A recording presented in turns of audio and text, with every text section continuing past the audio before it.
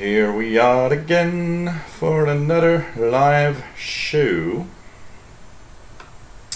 Let's hope that everything will be alright. Looking at the screen here. Things look quite good. Hello everyone.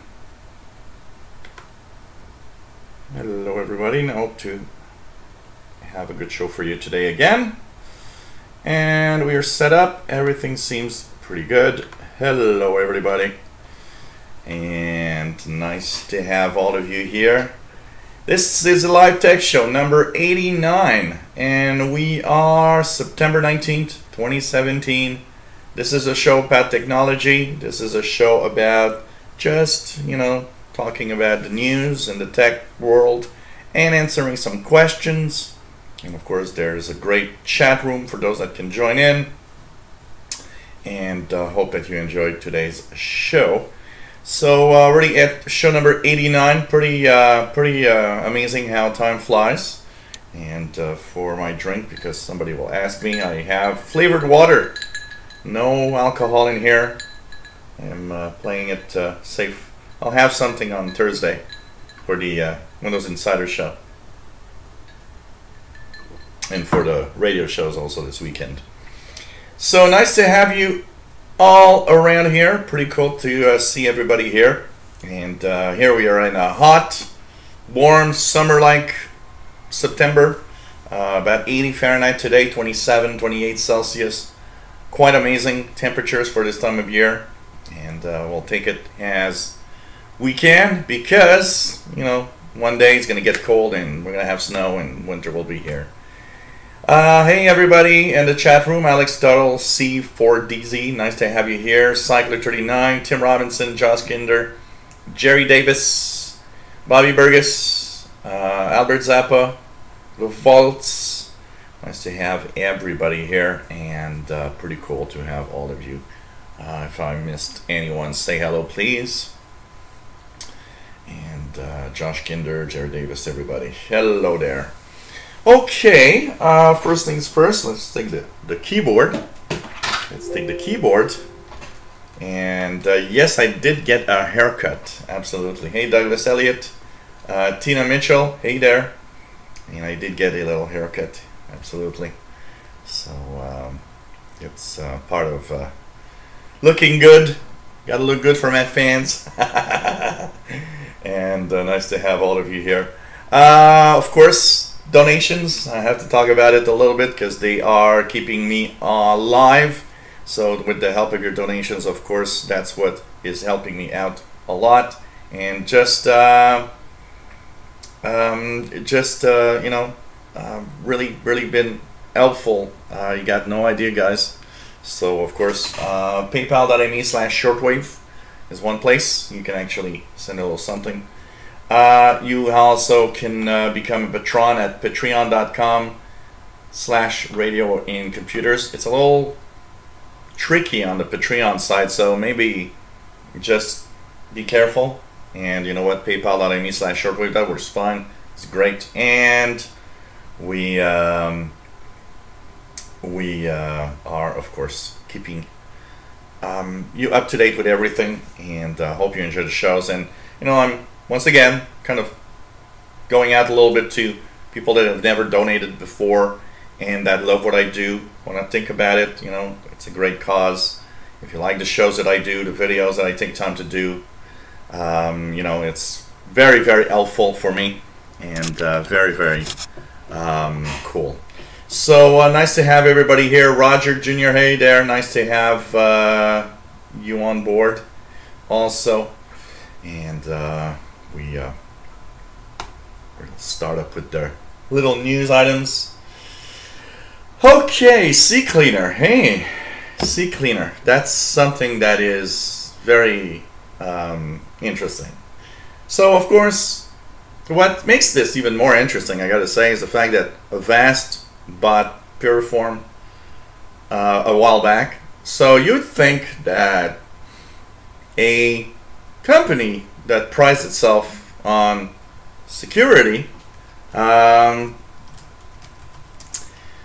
might be careful with security for some reason. And anyways, what is happening is that we've learned that between about August 15th to September the 12th, if you downloaded CCleaner or if you upgraded CCleaner, there was a malware that was hidden in the installer. And basically it affects only, and you know, I've been checking it out a lot, it really affects only the 32-bit versions and the cloud version. So if you're on the cloud version, you're already okay because the cloud version updates itself all the time. If you're on the 32-bit version, you just want to make sure that you have the latest version. Make sure that you're not at version 5.33. Make sure that you moved on to version, I think it's 5.34 that we have now. Make sure you got the latest anyway, because this is interesting. So what happened here with CCleaner is that basically they got hacked, and somebody was able to inject a malware installer within CCleaner, which of course meant that you had a backdoor, you had a piece of software that was examining your computer. So it actually recorded, you know, your PC's information, CPU, the MAC address of your Ethernet adapter or Wi-Fi adapter, and so on. It also could technically take control of your PC. We haven't seen any reports of anything with that, but it could have. And from what they say is that if you just upgrade your CCleaner to the last version, the latest version, you're okay. You don't necessarily need to do anything else. It apparently removes the backdoor from your PC. But really an interesting little story. Yes, I did see that, Alex. Actually, I have a little more information a little later. So you had an email, and somebody else also had an email about it. But we're going to talk about it in the questions a little later also. So basically, you know, Alexander Eric, nice to have you here. And Albert Zappo, I believe I maybe forgot to say hello to you. But anyways, upload, you know, just download the latest version, and it's going to upgrade to that version, and you should be okay. It's, you know, it's crazy. You know, always it's a popular software. From what I think was on CNET, I was reading that it's been downloaded 2 billion times. 2 billion times. So that means the CCleaner is extremely popular. I personally don't use it. I personally never use CCleaner. I personally, and you know, I want to stress out, this is my personal observation, my personal thing, because when I start talking about, you know, things that I don't use because I don't believe in what they do, I always get, you know, a ton of emails saying, well, you know, you shouldn't say that because it's just fantastic, and for me it saved my computer, and you know, it's fine if it works for you and it does what you want. It's quite alright. Personally, I don't use it at all. So you know, it's basically a little crazy. Well, actually, you should see a difference in the suntan between here and the rest of my arms, because I rarely am shirtless outside, so you could see that there is a suntan. So anyways, you know, just install the latest version and you should be okay. And once again, I want to stress out, it affects only the 32-bit version. So basically, if you're on the 64-bit version, you weren't affected. The mobile version, portable version, not affected at all. It's really just the 32-bit version, and only that version number that they've mentioned that was actually the problem. And so it went on from about August 15th to September the 12th, when they finally saw, oh, there's a little something. But you know, you gotta you got to kind of laugh a little bit at Avast being a security company and, like, you know, sending out this piece of software with a backdoor. It's kind of funny, you know, and especially it's happened now that Avast owns a CCleaner, which is kind of what the hell, you know. In other news, Windows Insider previews. What a week we had with Windows Insider previews, and he has a lot of things, and you know it's starting to make me wonder. So last week, of course, 16.2.8.8, that was amazingly problematic to install. So, you know, after the show last week, typically, nobody could get it, or almost. It said that, you know, you got an update that's there, but it's not ready yet, and they got it really, like, going crazy here. After about 24 hours, it started rolling out to everybody, but the high number of people that couldn't install it was pretty interesting. I got a lot of emails and in comments from people saying, well, I can't install it, it doesn't work, it rolls back. And you know, that's the first thing that you're like, okay, all of this happening and we're really close to the Fall Careers update. Then came the Surface Pro 3, which is actually, once you install this build, 16.2.8.8, basically stops working. And now we learned that a NVIDIA driver that is pushed to any insider kind of does crazy weird things to your PC. So, you know, all sorts of things like night light doesn't work anymore. Some games apparently colors look weird. And it's very, I gotta say, it's very, very scary, you know? Just think about it. We are so close to that Fall Careers update thing. I don't remember,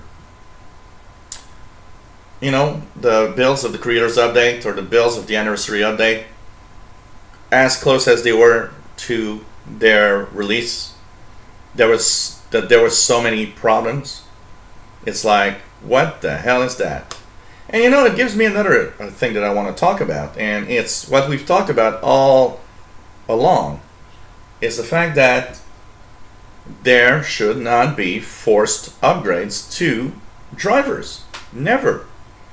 You upgrade if you feel like you want to upgrade. That's it. That's it. Hey, David Walker. Nice to have you here. So, I don't know. It's driving me a little nuts, I have to say. It's driving me a little nuts. And I just hope that things go well. There's going to be another one like last week, David. She's going to release one probably like, you know, 5 minutes after I end the show. I did look at 1 p.m. I was wondering if there's something. But since yesterday, she, you know, she told us yesterday that at you know, 3 p.m. Pacific, 6 p.m. Eastern, there would be another, that they would tell us if there's another one or not. But the thing is the fact that she didn't end with, well, you know, it's looking good for tomorrow or something like that. So it kind of makes me think that they weren't really ready yet. So we'll see if today there's something else for that for sure. So we'll see. And let's cross our fingers. And cross our fingers that it works well. Hey, Bobby Burgess. Okay, Pirate Bay. These fantastic little websites, you know, where we go and get these things that maybe we shouldn't go get. So the Pirate Bay, for those that wonder, is of course one of those torrent sites. And let's face it, and be very, very honest, to be very, very honest, the the use for a torrent site is usually for illegal stuff, basically. So anyways, they decided to, and you know, that's one of the things that I'm kind of wondering, you know, it's actually telling you how you need to be careful going to these websites, because you never know what they're going to do. So they've actually installed kind of a little routine within the web page. So when you go there, your CPU will max out to 100%. And what it's going to do is that it's actually mining bitcoins with your PC. So of course, by having millions of computers that are mining bitcoins together, they might actually get some bitcoins faster. So, you know, one of those little things that you're like, maybe you shouldn't do that. But anyways, it was done anyway. And I think it just tells us that these websites, you know, you got to be careful. If you go to such a website, be very, very careful, because it's not a good idea. And there's just so many viruses and so many things that are bad on these websites. It's just crazy. But, you know, shows you that even if you're not downloading any bad things, just the fact that you visit and they use your computer for something that, you know, maybe you don't want to, tells you that these websites are not, you know, very, let's say they're not very nice necessarily with you. They just do what they wish to do. And they say, of course, that in return you have no more ads on the website, but yeah, you know. And the ads, you gotta say, on these websites are kind of, you know, naked ladies stuff. Just saying here. More Equifax news, of course. Two things about the Equifax news that I have for to add, because of course this is such a major issue that there's a lot of you know, bad things with the fact that all that information that was removed. One of the things that we now know is, and they did say, is that of course the reason why they got you know, hacked into, and there's that data leak, now we know, and they said it's because of the Apache bug, or the Apache script flaw that actually affects servers. And so that wasn't patched, and that's how the bad guys went through and got the information. And it's just crazy when you think about it. I mean, they noticed that May the 15th was when it started, the hack started. Now think about it. The Apache bug had a fix that was issued on March 6th. So March, April, May, it's 2 months, almost 2 months and a half. And they had not fixed it. And okay, you know, let's just be fair in one thing. That Apache bug is extremely difficult to fix and takes a lot of time. It's very time consuming. You need people working with it, and it does take a lot of time for everything to be patched, because it's not just you patch this and that's it. You got to patch all the subsystems. It's definitely a big rollout, and in a company like Equifax, it's probably a big deal to implement. Yet, when Apache sent the fix on March 6th, they also said, you know what, patch, because we already know that bad guys are actually exploiting it. They're really exploiting it right now. So patch as fast as you can. And basically, it's you know, it's crazy. It's crazy that a company like Equifax didn't do anything. And you know, there's that chief security officer that resigned, that woman that I don't remember her name, and better to maybe forget it. Wow, one hell of a security officer you are, to just, you know.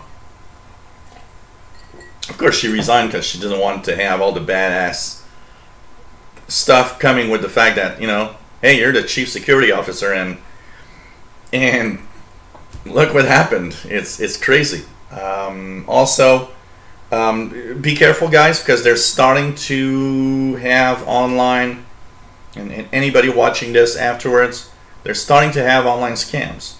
There are a few websites that popped up and that pretend that they can help you protect yourself from the Equifax breach.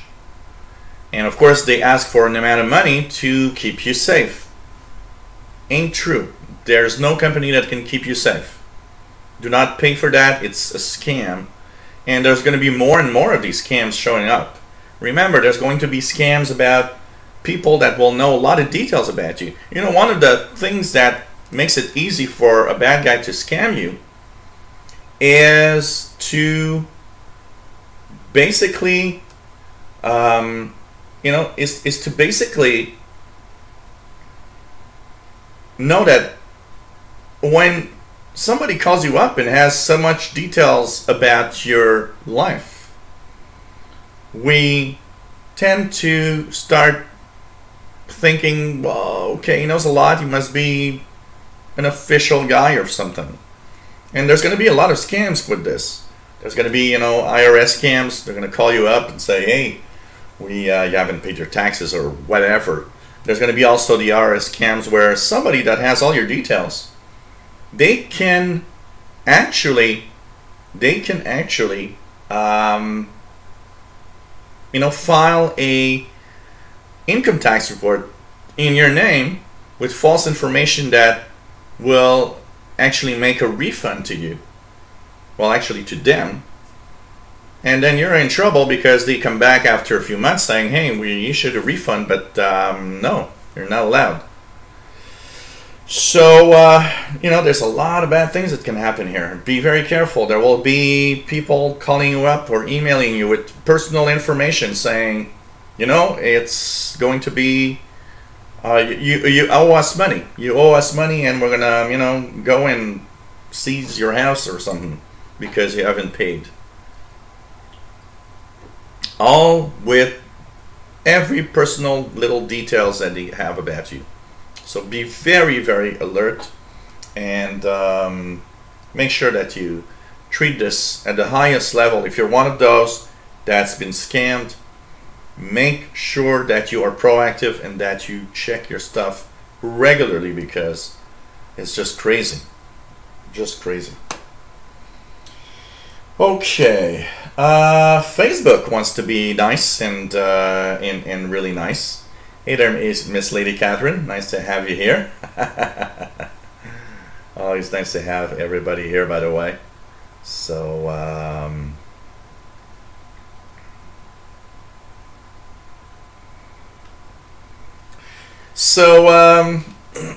okay.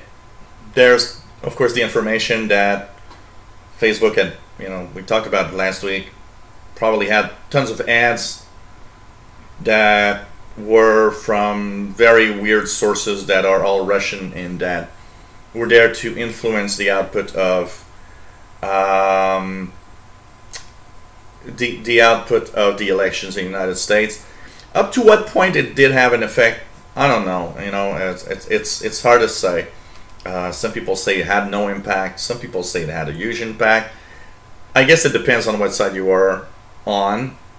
I would think there was probably somewhat of an impact, but did it, you know, impact enough that it would change the results at the end? Now that, don't know. But now, because of that, Facebook has decided, okay, if we can influence elections in that way, and, you know, let's remember that Facebook, even though I know a lot of you in the chat are not there, is still very popular. So they had an idea where they want to actually turn things around, not do things that could influence an election, but rather use all of that information they have about everybody to verify if an election has been fair and square, that there was no irregularities or any problems in the election, and that everything went okay. So it's kind of, they want to be an election police, maybe. They want to make sure that every country has fair and square elections. And the first country they're going to try that on is Canada, apparently. So how is it going to happen and how they're going to do it, I don't really know. Honestly, I kind of like the idea because, of course, there's always, in every country, every democratic countries, United States, Canada, there are observations and observators, and there are people. There's even, in every country, the United Nations sends a few guys and girls to just look at how things are going in order to make sure elections are done correctly and that the outcome is a fair outcome. And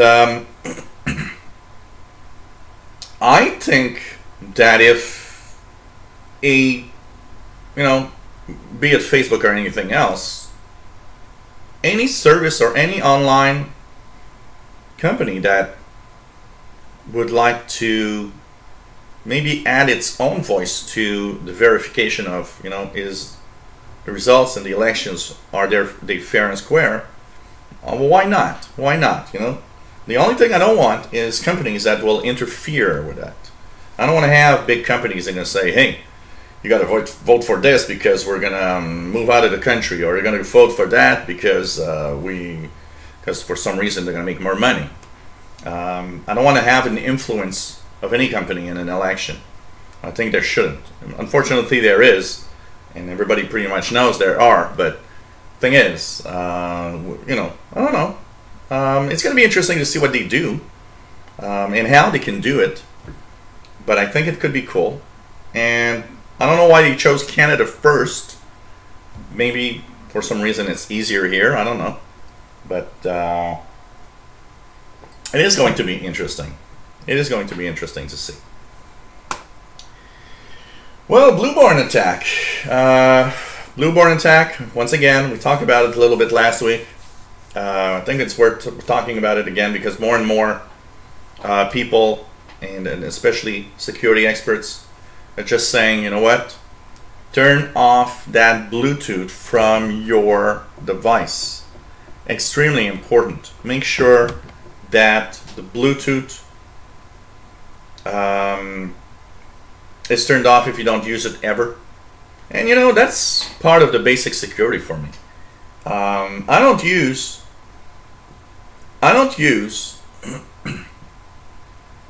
Bluetooth except when I rent a car for that little few hours or a day or two. Apart from that, I don't use Bluetooth, and I make it an obligation to really make sure Bluetooth is turned off on everything, because if you don't use it, it's not worth it to have it on. And it saves battery. If you want to have more battery life, make sure your Bluetooth is turned off. And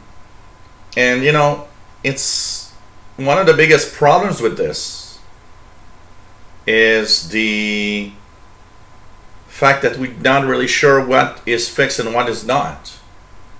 Now we know that iOS 10 and up on Apple's side, we know that if you have a device, an Android device like a Pixel phone that has updates almost immediately when they're released, you're probably okay.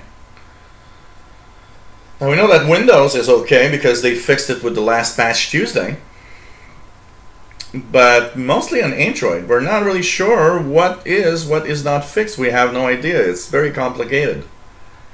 Some are not. I don't know. And it's a very, very intense problem because,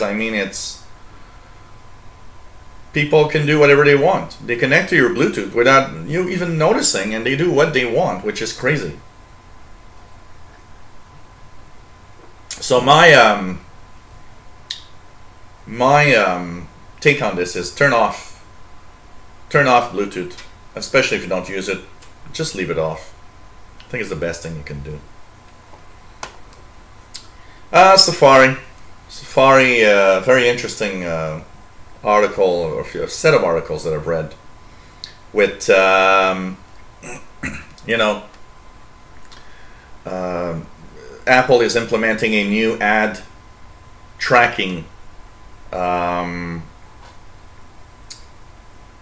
tool. Basically, it's to reduce the number of trackers that are actually following you around all the time.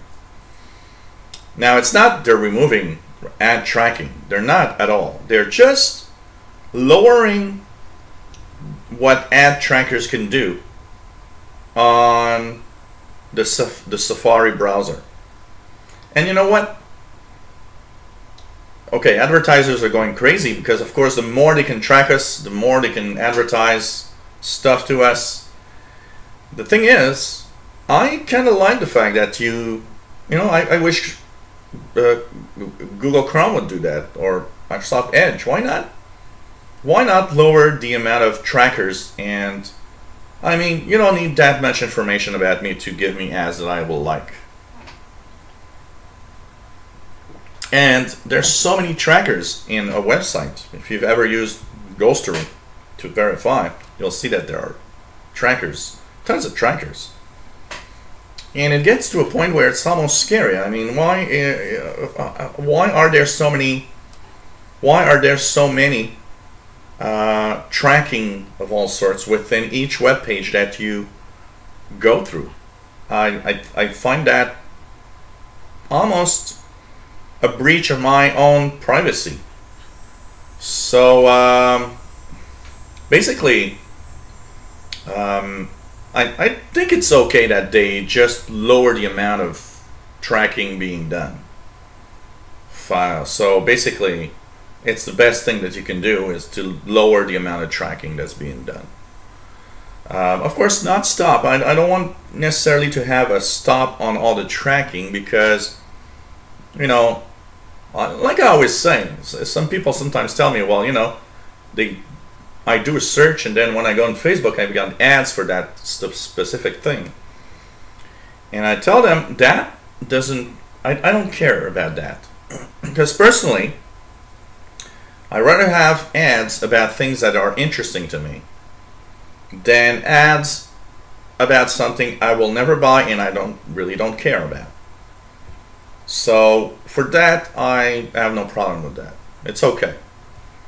It's just the old tracking thing is a little complex, and it's mostly what I hate about the tracking that's being done on websites right now is the fact that we don't really know up to what point the information you're getting from us.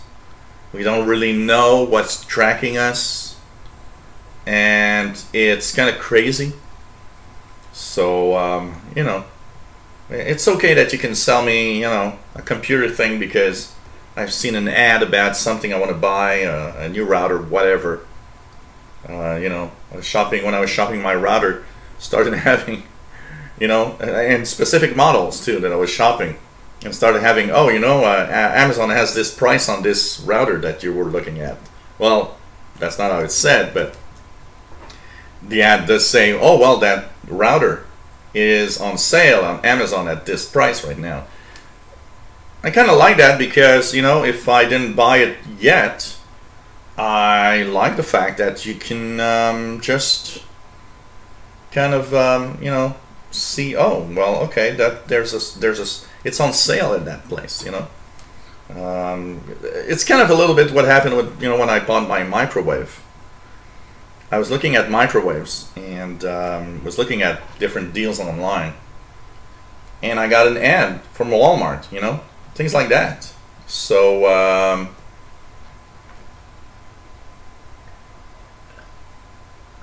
you know, I think it's okay, you know, and I have no problems with ads. Of course, you know, part of what I do is ad supported. You got to say it, you know. I should say disclaimer because, you know, when I talk about ads, yes, part of me is biased in the fact that I am paid by ads with YouTube. So yes, in all fairness, I will have a positive point to ads because they are paying for content that you guys, don't have to give a penny for. And that also is something that I personally find okay. But it's just that maybe it goes too far sometimes, and I think it's okay that a browser like Safari and hopefully other browsers. I don't think Chrome will ever have ad tracking reduction technology because, hey, let's face it, Google is the biggest ad machine in the world. But it's just crazy. Oh, Tim, that's cool. Very inexpensive to get your phone back in working order. That's cool.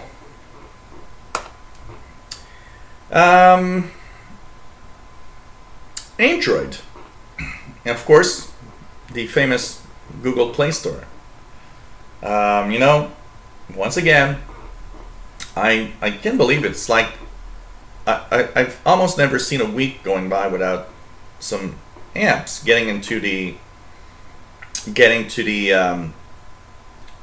Google Play Store that aren't banned. I find that interesting. Google seems to have a lot of problems really checking apps. So of course, 50 apps were discovered in the last week. A total download of 4.2 million times. That's a lot of people. And in the total download of 4.2 million times, all sorts of ads that pretend to do something that they don't. Basically, we're there with adware and all sorts of snooping around with your phone and stealing your contact list. And worst is that these 50 apps were removed by Google once a security researcher said, "Hey, you've got bad apps here." And 2 days later, they were back in the store in a different name with a different branding, with the researcher saying they've come back. I don't know. Google needs to do something about that. It's driving me a little nuts, I'll have to say. Hey, question time. So, first questions that are here are all from Francis, that is located in the state of Florida. Says, hello, love your shows, been a big fan. And he says, when I get a few moments, I will send you a little something for your donations. You've helped me a lot with my technology. And the question he's got, first of all, is what is my preferred email provider? Because in one of his questioning is do some email providers provide more privacy than others? He's giving an example of Gmail that was kind of scanning your emails in order to give you ads. And sorry, so you know what? There's every email provider is in some way doing something with your emails, and they want you on board for a very simple reason, because they make money out of you by ads and stuff like that. Sorry guys, I simply want to say, use whatever you feel like is good for you. I've got Yahoo, Gmail, and Outlook. If I would not have a specific choice of one, if I would just need one email and need to choose one provider in particular. I don't have a preference. I like Gmail for its syncing capabilities with Google Chrome browser, so that's why it's driving me to Gmail for some stuff. Of course, with YouTube and all of that, I got no choice. I have Gmails. So of course, for that reason, Gmail, I have several Gmail emails address. I've got a couple of Outlook emails. One of the reasons why is synchronization within Windows 10. You gotta have a Microsoft account, so of course there's synchronization going there with Windows 10 for sure. And so Microsoft account, I believe. Yahoo, well, okay, they got the big data breach, and I know a lot of people said, oh well, by the way, I'm not I've closed my Yahoo email and stuff like that. I got nothing against Yahoo now because it seems to be okay. Whatever you choose, but I would go with one of the very well knowns like Gmail or Outlook, for the simple fact that if you use one of their services, YouTube, or if you have Google Chrome installed, stuff like that, Gmail is an obvious choice to keep you synchronized everywhere. Gmail is kind of cool. I watch YouTube videos here, and then I go in the bedroom and I turn on my TV, and I go to YouTube, and I suddenly see that YouTube is giving me, oh, what about watching these videos next, because it's in the same category that of videos you were watching on another device. So there's cool things about that. And but I have no preference, honestly, no preference. Whatever you use, I think is going to be quite fun. And what about what I think about the fact that they're scanning emails for ads? Yeah, it seems like doing a little too much snooping for my own good. And you just gotta believe that hopefully it's just for ads, nothing more. My favorite operating system. So he says he's got a Mac computer, he's got a PC with Windows. He's never really tried Linux, and he's wondering if I have a preference of an operating system for a computer, for PC. And no, once again, I'm the tech guy that's very, very much open to everything. When I would do my tech jobs, people would be surprised because a lot of people would simply say,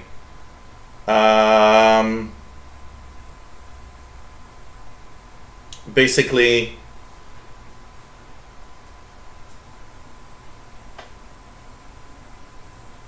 so sorry, just being a little distracted by a Twitter feed that David posted. So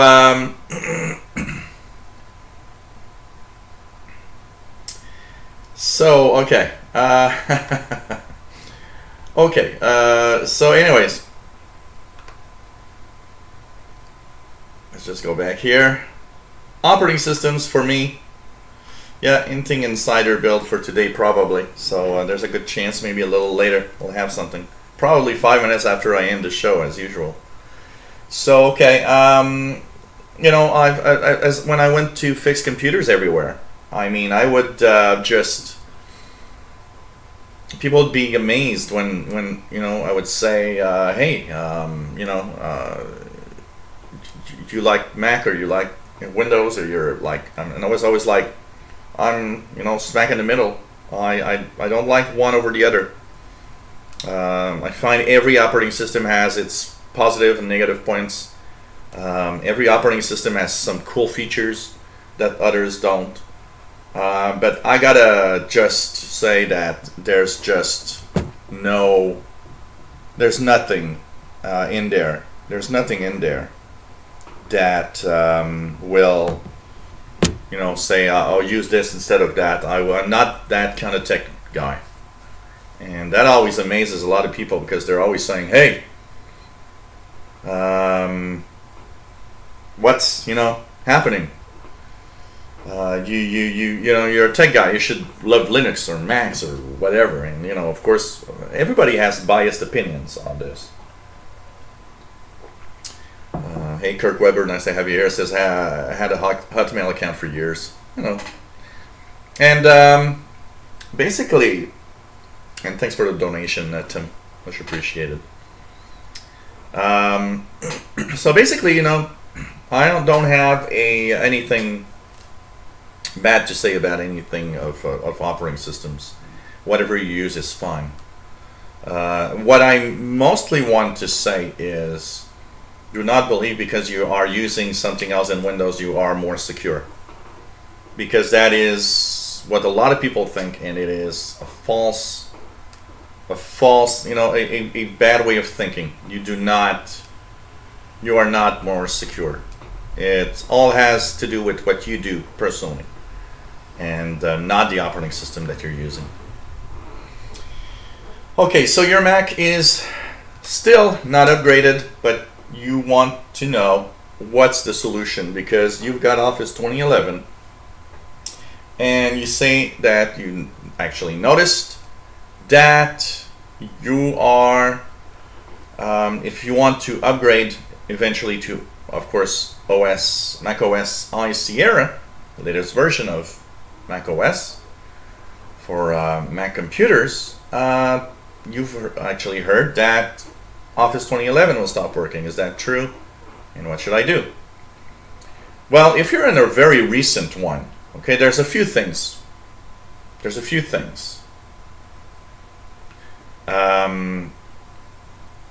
You don't have to go to High Sierra, absolutely.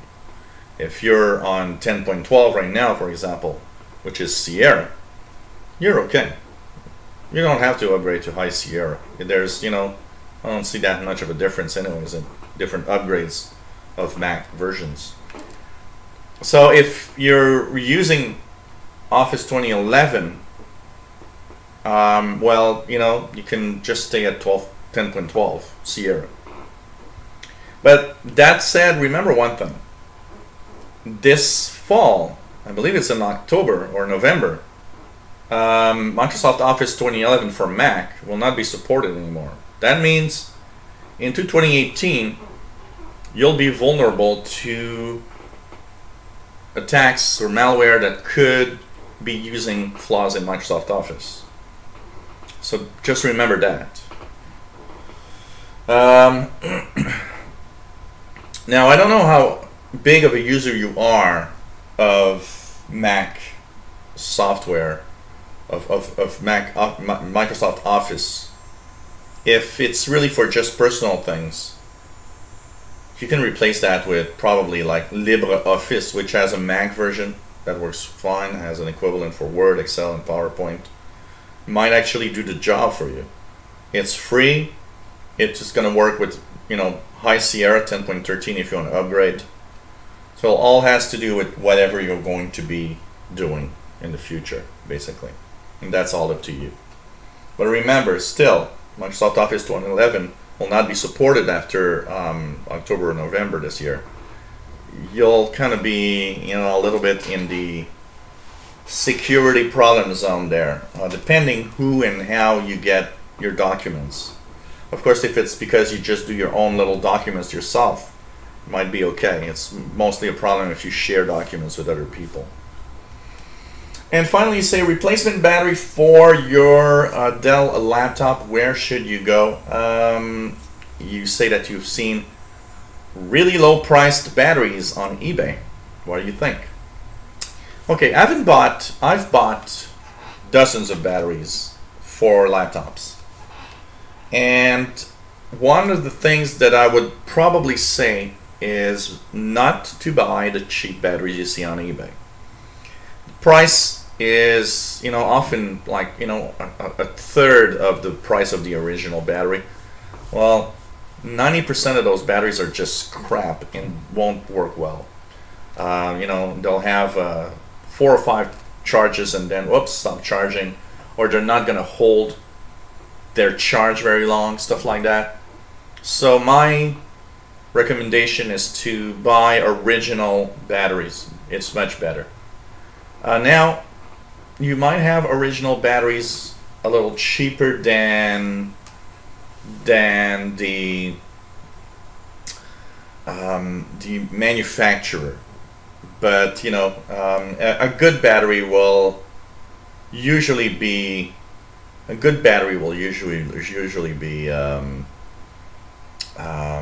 you know, higher priced. That's for sure. So you know, be careful and don't buy cheap batteries. It's useless. You're just gonna waste your money for that. And you know, why not buy it directly from Dell? You know you'll have a real official Dell battery that will last as long as the one that you had. One last recommendation I might have about buying a battery for a laptop, and that's often what I did over the years, is when you buy one, check for a high capacity replacement that has a higher rating so that, you know, maybe your battery's going to last longer in your laptop. I often do this when I buy a battery for a laptop. Check for the higher capacity ones so that I have even more batteries when I need it. So thank you for your questions. Okay, Alex that says we'll go to the original manufacturer, which is, you know, probably the best it can do.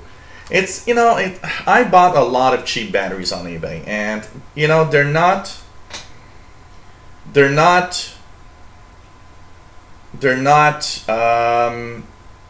basically all bad, but the problem is you just don't know. You can end up with a really good battery, and you can end up with a crappy battery. It's a 50-50 chance. I've had really good batteries for cheap, and I've had really bad batteries for cheap. So you know, you never know, and that's the biggest problem on eBay. You just don't know. And you know, think about it, because returning an item that comes from China on eBay is one hell of a big deal. So you know, better be careful. So Alex has some question about CCleaner. So and also I had another question coming in with CCleaner from Mark. And Mark, so basically the CCleaner malware injection is really 32-bit version only.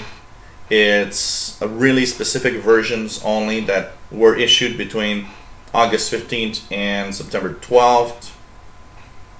And Mark has one question, which is, do I need to scan my PC after I upgrade? From what they say, no. They don't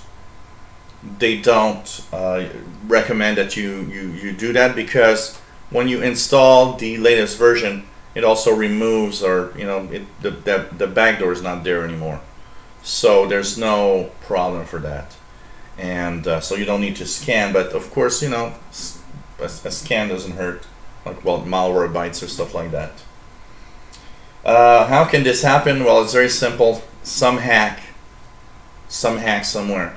There was a hack into the website, Avast website or Periform's website, and they were able to get access to the download section where the files are stored, and simply replace what was there with their own modified version, and that's it. And Mark says, I did not know that Avast had CCleaner. Yes, Avast bought them. When was it? Avast bought, was it like earlier this year, something like in the spring of this year? Avast bought them early this year, if I'm not mistaken. Which makes it, you know, a double whammer, because it's like, what? You're a security company and that happens to you? Kind of interesting thing, that's for sure. But you know, they just accessed the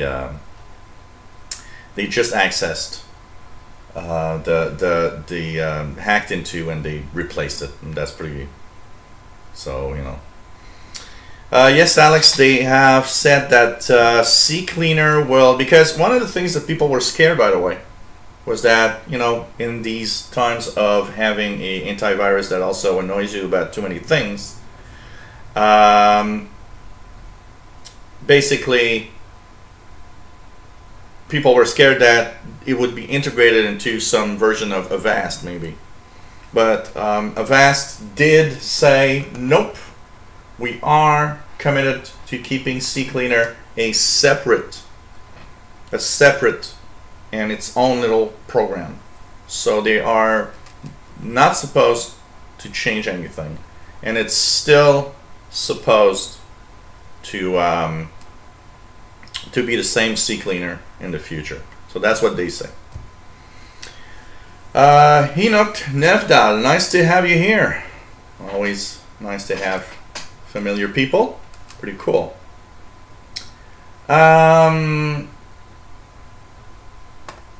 So for the good and the bad news, once again this week it's more of two bad news than any good news, really, you know, personally.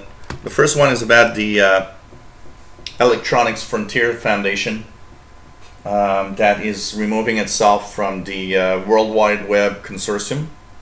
So, okay, what's the EFF? That's the first thing that a lot of people want to know. The Electronics Frontier Foundation is kind of a non-profit organization. It is basically there to check out for the, you know, all sorts of digital rights group and digital rights that are implemented on the internet, the different protocols that are there. And so basically it's there to kind of police, if you want. And so often they will have, you know, all sorts of programs where they want you to try to help and defend online, you know, security of some sort, or our, you know, own rights to have access or, you know, use the web in some way other than, you know, another. For example, they are, you know, some of those that will, of course, basically they will basically you know, they want the FCC net neutrality rules to be enforced, stuff like that. And basically it's a good thing, but now something bad is happening. Hey there, Green9227, hello there. And yeah, well, the cat is sleeping, so I guess if he doesn't come on his own, I will not wake him up. Poor little guy. So cross your fingers that he comes and says hello by himself. So the Electronic Frontiers Foundation removed itself from the negotiation table. And why? Okay, so on a specific item, the World Wide Web Consortium is implementing a new DRM, a new digital rights management system for HTML5. That would, of course, enforce, DRM is there to enforce the protection of copyrighted material. So by implementing some DRM, of course, you can put content online that you can't view unless you pay for it and so on. So it's to protect you know, all sorts of digital material. The Electronic Frontier Foundation removed themselves from the negotiations with that because they say that it is unfair. They say that HTML5 DRM will be and is mostly implemented by the big companies instead of having a fair and square way of doing things. Instead of having, you know, DRM, because I mean, personally, I'm not against DRM, but I'm against the way that companies implement DRM. You know, making it difficult. For example, one of the major issues, you buy a movie, you know, 90% of the people that buy movies would like to see them in different devices. and can't because the digital rights management, it blocks your possibility of using that movie you bought in watching it somewhere else. And that's big companies being very, very crazy with, their own copyright stuff. So the EFF said, well, we can't agree. We're removing ourselves from the table here because we can't agree. These new DRM rules are implemented by big companies. They're not fair. They're not, it's not a negotiation about how we should implement things. You're not even listening to us. You're listening to the big companies, and that's it. And the only thing that's going to happen is that DRM is going to be something that the big majors, the big, movie industry, music industry will have implemented. Why? Because they got a lot of cash to do so. And the EFF said, well, we're annoyed with that. We realize that there's absolutely nothing we can do so that it is really fair in the way that it's implemented, and that you're just not listening to us.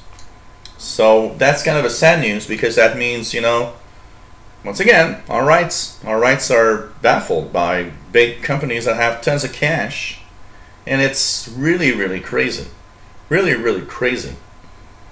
And it's sad to see that, it's sad that they remove themselves from that, and not at least be part of the rest of whatever negotiation will be left. But then again, if you're a big gun privacy organization, you want to help everybody, and you see that there's nothing you can do or say. Basically, it's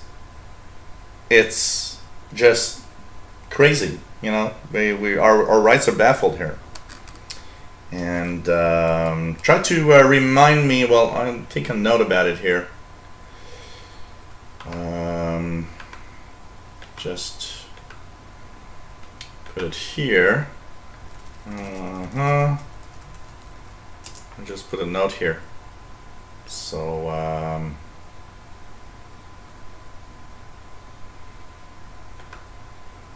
there we go. So I can remember that I have to talk about it for you, Tim. And okay. And also I have a little email from Bobby that I'll be checking out.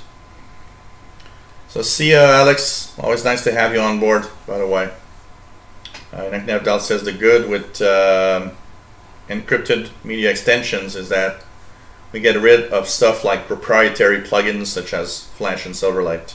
Yeah, there's different ways of going around some of these protections, absolutely. But just crazy, I don't know how many people, over the years while going to my clients and having people like the people like that I went to fix their computers, and that, the DRM, and that's the funny thing, companies don't realize this, but I've seen so many clients that were pissed off and mad because, hey, I bought 500 songs on iTunes that I paid for, and you're telling me I can't take them and put them on another device. I have to keep them on my iPhone or on my iPad or iPod. And people would just go and download in torrents, which now becomes illegal because they would just go crazy and say, what the hell? So, I think DRM is not well implemented, that's for sure.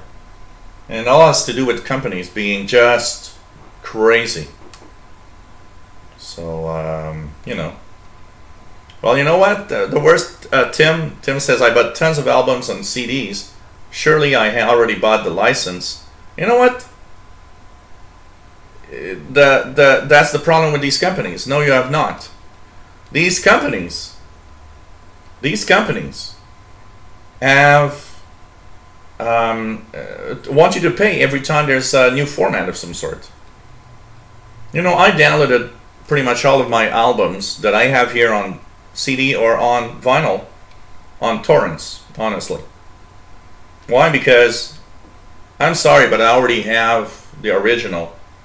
I don't really understand why I should pay again for some other format.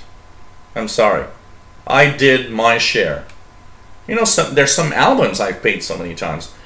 Pink Floyd, Led Zeppelin, even Duran Duran. I've had vinyls, I've had CDs.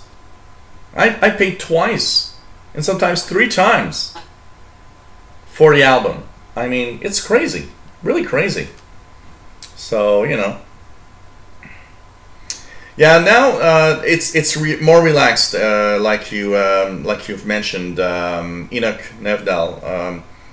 Most downloads that of things that you buy, more and more are DRM free, so you can pretty much do whatever you want.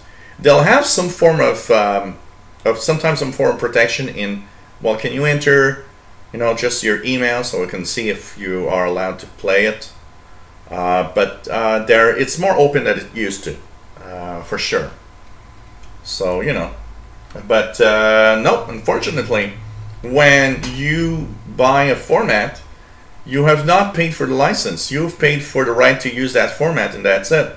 If you have another format of some sort, you're not even allowed to do it. It's crazy. These companies are really, really asking way too much money. I can tell you that. And of course, in the bad news, what the hell? Have asked a security company that has CCleaner for a month on its website with a backdoor that steals your information on your PC stuff, MAC, address of your Wi-Fi or Ethernet card, and you didn't see that coming. What the hell? And that's Avast. I mean, for some reason, it's not less of an issue, but say Piriform would have been on its own little company, and it would have happened. Okay, it's still not good, and it's still something you don't want to see. But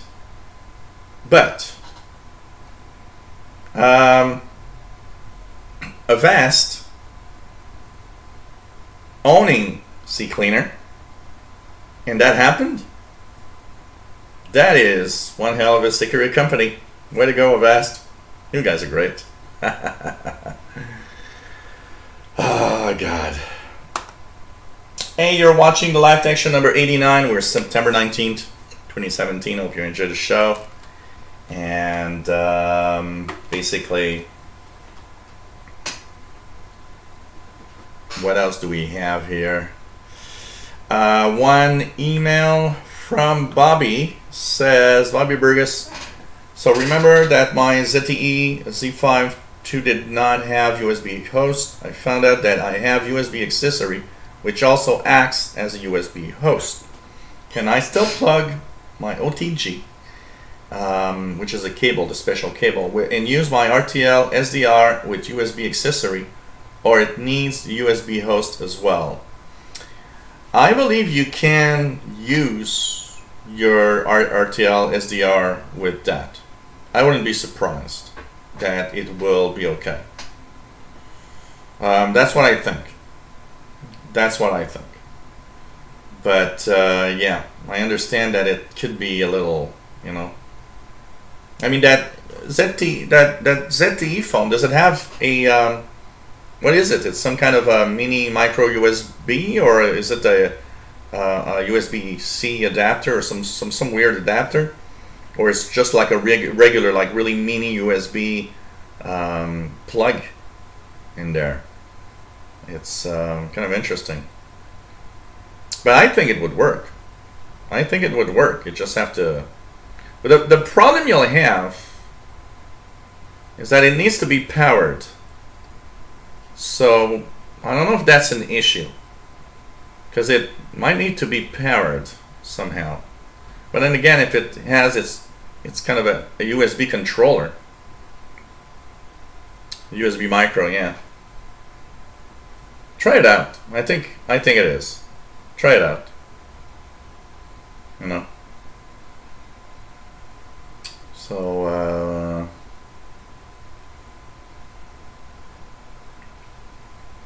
what is 90th birthday next week, Tim?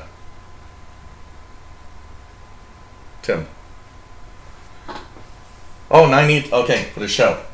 Yeah. Sorry, I wasn't there for a second.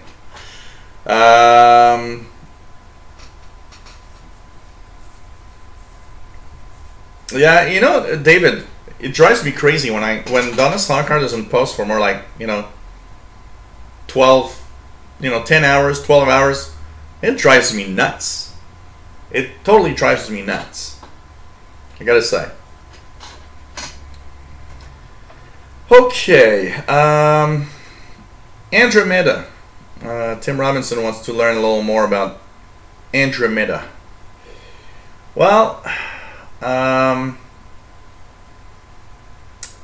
there's an interesting article that I've read on Windows Central, and it says that Microsoft is taking the next steps in its One Windows vision with an internal project called Andromeda OS that turns Windows 10 into a modular platform and lays foundation for future of Windows. So Andromeda is basically Windows 10. But there's one thing that you might actually not necessarily see, and it's the fact that you cannot. Oops, sorry guys, this is my phone. Somebody not noticing that I am live. So it's one of the problems with Windows 10 itself is it's not an OS for phones. It's not an OS that has what it needs to phone or be used with a smartphone type device. What basically Andromeda OS, and it's speculation because we think it is, we're working on that, but we're not sure. I know Paul Tarot and Mary Jo Foley talked about it. They're pretty sure that they are working on it. They're pretty sure that a device is coming up. But you need to take Windows 10 and be able to kind of break it into little modules for the different parts of the phone to work. And that's what Andromeda is all about. We don't know a lot about it because basically it's extremely secret and we have very little knowledge of what's happening.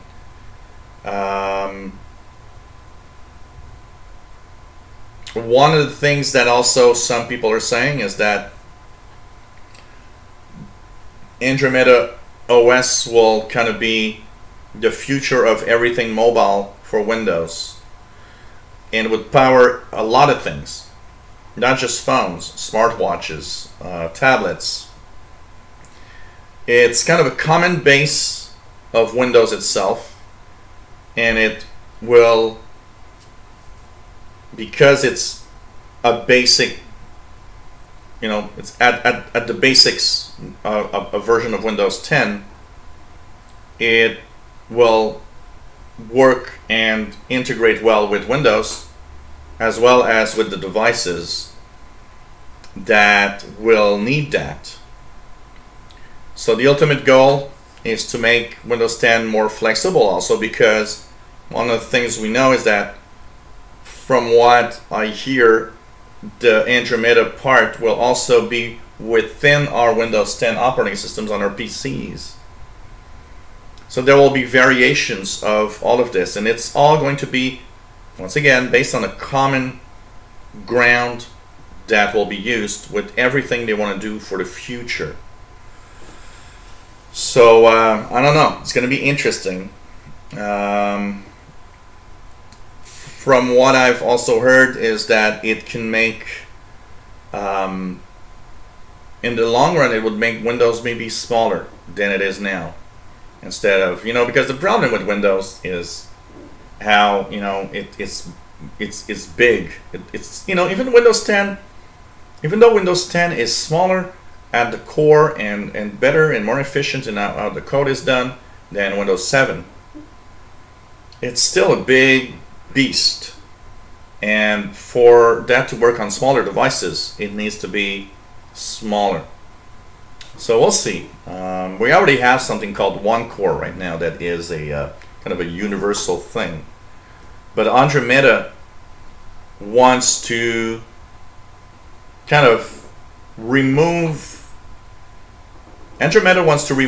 the differences that Windows needs to have for being mobile, being PC, being tablet, being watch, and just on a common ground be everything that it needs to be. But they need to have it smaller. They need to have a version that is smaller. So I don't know. It's pretty much what we know. And that's pretty much all we know, basically. And I don't know. We'll see. We'll see. So, what type of digital mode? What did it sound like on 14.0.80? 14.0.80. Would have been interesting to listen to it. You have a recording of it? Tim says, could it be thought of a ported Windows 10? It's kind of a modified Windows 10 that will adapt to everything it needs to adapt to. Because, right now, if we look at Windows 10, of course, there's the ARM side where, people are saying, oh, Windows 10 is going to work on ARM. And some people are saying, well, Windows 10 is going to be on ARM, so it's going to be in a Windows Phone of the future. Problem is, Windows 10 is not a phone system. It's not designed. Windows 10 itself is not designed to be a mobile operating system for a smartphone. It lacks on certain aspects of what an OS needs to be in a smartphone. And Andromeda is kind of a reworked Windows 10 core that will be kind of, right now we have Windows 10, that Windows 10 beast that adapts to everything we put it on, but it's still the same thing. Andromeda wants to, it's a Windows 10 with modules that are added or removed depending on the device it's on to adapt itself to that device. It's kind of that. It's kind of that, I would say. So I think it's going to be interesting. And even though we don't have that much information, Baldmere Joe Foley and Paul Tarot talked about it, I believe, a couple of weeks ago on Windows Weekly. They mentioned it in passing because they were mentioning Windows Phone. And both are pretty sure that that it's going to be there at some point. And both are pretty sure there's going to be a device. It's going to be interesting to see. Yeah, Bobby, when you hear something like that, it's nice to have an audio. Sometimes people will say, oh, I don't know that digital mode, but I've heard so many digital modes that sometimes just by ear I can tell you, oh, that's that mode. I've heard so many digital modes on the radio, MFSK, some MFSK, some Olivia, some Hellschreiber, some all sorts of weird things that my ear is kind of a little in tune with the digital stuff. Sheriff's House, nice to have you here. And no problem, Tim. It's pretty quite all right. Quite all right. And you are watching the live tech show for number 89 for September 19, 2017. Hope you're enjoying our show.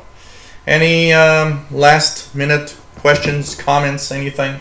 I think it's David Walker that asked me why some of my videos have a weird video issue. Every time you see that a video has a kind of a weird glitch, it's because I recorded on the Insider machine. Every time I record on the Insider machine, in the past few builds, every time I record on the Insider machine, it for some reason there's a little bit of weird artifacts. Now I've left it there because it's not bad enough that it prevents me from doing the video, but I did notice a few artifacts that are very weird, for sure. Roger Jr. says put Windows 10 on a Kindle would be great. Yeah, something like that. A Fire Stick, yeah. Enoch Nevdal says Windows 10 is too big and heavy, so it can't be used on a lot of devices. Andromeda is going to be an internal Microsoft platform. Yeah, but it's all based on Windows 10, though. It's all based on the same, on the core, a common core that that they're going to, but that is around Windows 10. Some kind of transformation and modules, basically. So hey guys, we've done our show for today. Lasted a little bit short of an hour and a half, but hope you enjoyed as usual. And of course, we'll be checking out if there's any insider previews today. Cross our fingers. I think there's a good possibility we'll have one later today. So if you guys are insiders, check it out. I think it's going to be nice. Thank you so much, everybody, for being here. And it's always a lot of fun to do these shows. Next show, of course, will be the Windows Insider Hour, which is going to be on Thursday. So hope that we'll have something new to talk about. Hopefully, if we do have a build, it's going to roll out better than the last time. And, we're getting real close. Gotta remember that. Getting real close to default creators update, I can tell you that. So Bobby says, what do you think should be the minimum storage capacity for Windows 10 and Android? You mean how much space minimum you would kind of need as a device to have either Windows 10 or Android? If that's the question, well, on Windows 10, I don't recommend Windows 10 on anything smaller than maybe 64 gigabytes. And Android is small. Android is quite small on devices. But still, I do not recommend anything under 32 gigabytes for Android. For sure. I've the Galaxy S7 I got here has 32 gigabytes, and of course, I got a 128 gigabyte SD card in it. And I moved my apps to the SD card, but honestly,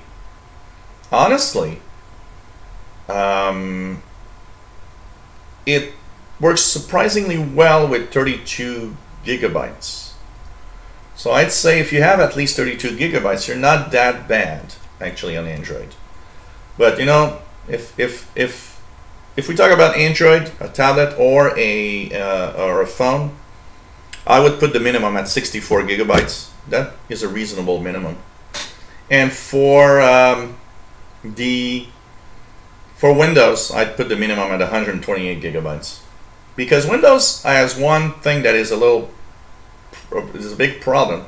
It gets bloated as you use it. So Windows gets bigger and bigger and bigger as you use it. And that is the major issue of, having Android. Having Windows, sorry. It's that it really going bigger. 16288 is already here, Enoch. We'll probably have something else today, like 16294 maybe. I wouldn't be surprised, but there's probably going to be a build today, because 16288 is already out. It's been out for a week now. We might have 16294 or something like that today, later today.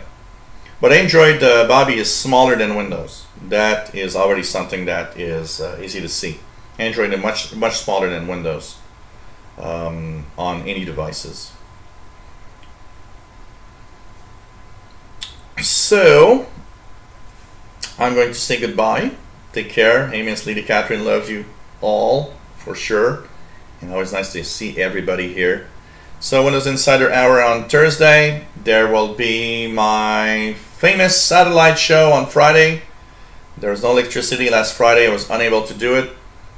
And so the satellite VHF, UHF, amateur and weather satellite listening live show on Friday. And on Saturday there's a radio show also at 2000 hours UT. And of course, always nice to have everyone here. So thanks everybody, and see you soon. And for those that are just on the Tuesday show, see you next Tuesday, of course. So take care everyone. Always nice to have you on board. Love you all. Stay safe, and thanks for the donations for those that donated. And Saturday show, Kirk, is 2000 hours UTC, 4 p.m. Eastern time. So that's for the Saturday show, where we're going to have shortwave radio show. We're going to talk about something. I haven't checked up. I haven't checked up what subject yet, but I think we're gonna check it out. And yeah, I'm also going to check out Donna. I'm gonna actually go enjoy the weather outside. I want to take a little walk, and I will